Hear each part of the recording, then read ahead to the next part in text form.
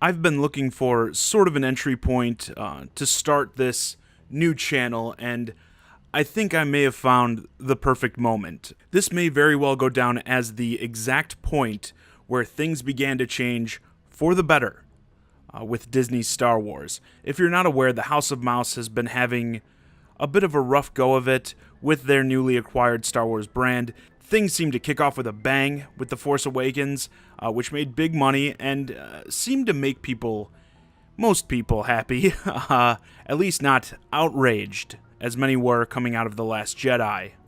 Poor Luke Skywalker. I don't care what Mark Hamill's sins were, he didn't deserve what they did to him. And that was followed up with the box office disaster that was Solo: A Star Wars Story, the failure of which seems to have sent everything going on over at Lucasfilm into a tailspin. Lots of stuff we're hearing is either being put on hold or possibly even canceled completely. As with anything that involves corporations like this, these people have to listen when it comes to losing and making money. Again, if you've been following the drama surrounding Star Wars lately, there's been this divide where people who defend The Last Jedi will call out those who disliked it as the vocal minority of, quote, haters. And even some of the big names involved with the Star Wars franchise today, most notably The Last Jedi's director, Rian Johnson, have been calling out and arguing with these so-called haters directly online in forums such as Twitter. You can call these people a vocal minority all you want. Many of these people are the ones who said because of their displeasure with The Last Jedi, they were going to pass on Solo. And as I mentioned, Solo didn't do so well, so calling them names probably wasn't the best way to go about this situation. Nevertheless, as we stand today, fan relations with the Star Wars brand are poor, to say the least. And with that being the case, we get this new announcement.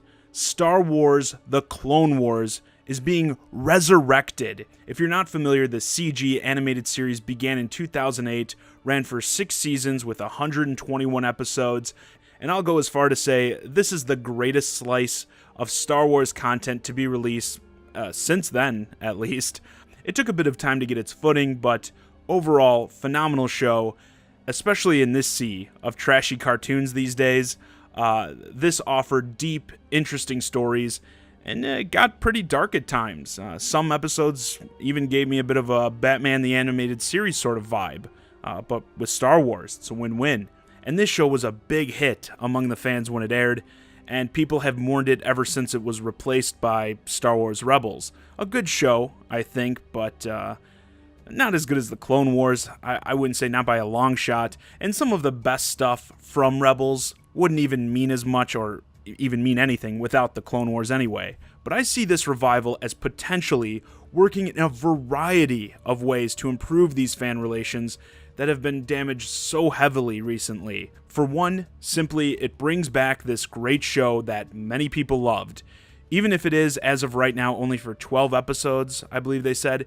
If it gets ratings, I wouldn't be surprised if they continue with it or sort of rebrand it where, it's like a continuation but also a new show type deal. From what I've been seeing online, the announcement just hit. Most people seem to be very pleased, excited even with this announcement, but you still, after being done so dirty in the past, you gotta have a wait and see approach, right? See if it lives up to what came before it. After what they did to my boy Luke, personally, I don't trust Disney, and I'm a huge Disney fan, but I don't trust them farther than I can throw them when it comes to bringing back the Star Wars stuff I enjoy. However, I also see this as a direct response to the backlash they've been getting from the fans. At least some of the bigger higher-ups must have realized they need to do something to get people back, especially as we head into the release of Episode 9 and the big Star Wars lands at Disney parks. You need all these people that you basically just told to go F themselves to fall in love with Star Wars again, and this could be a good start.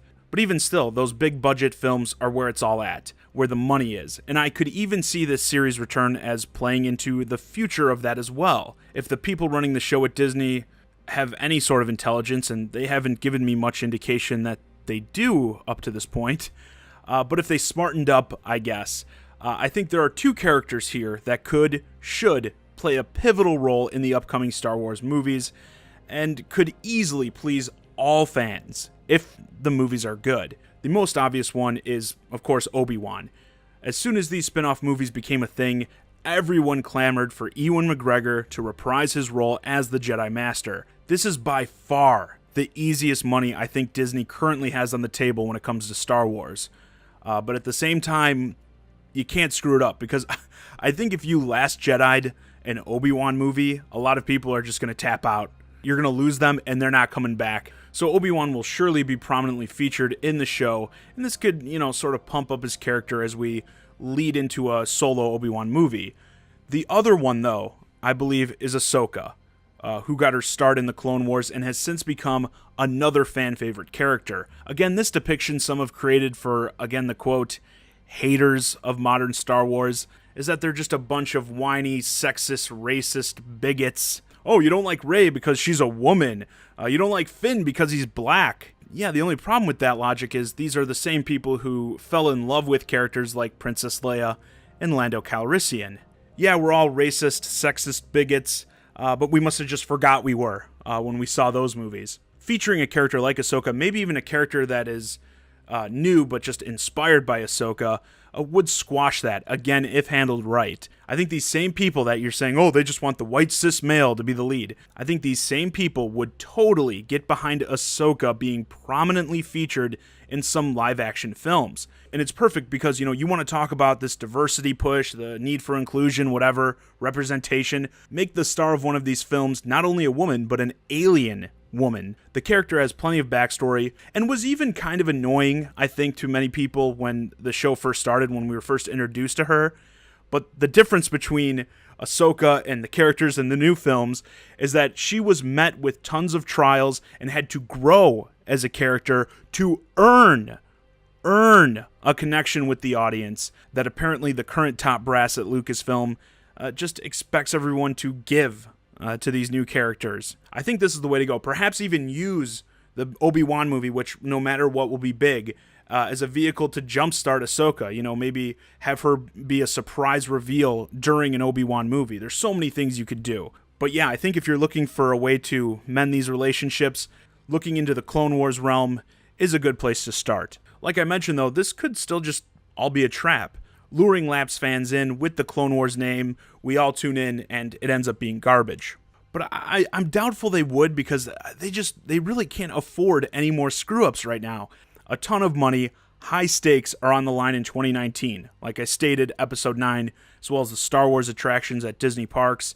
If you want people to see these movies, to visit the happiest place on Earth, when this stuff drops, you need your fans to be happy, Disney, whether you like them or not. And that will be it for this video. If you enjoyed it, please consider subscribing. Get in with me now on the ground floor and giving a like as well, as more will be coming. And let me know your thoughts on the Clone Wars revival in the comments. Are we actually seeing a changing of the ways with Disney Star Wars, or is it just a cheap ploy to try to get back some of the fans they've lost?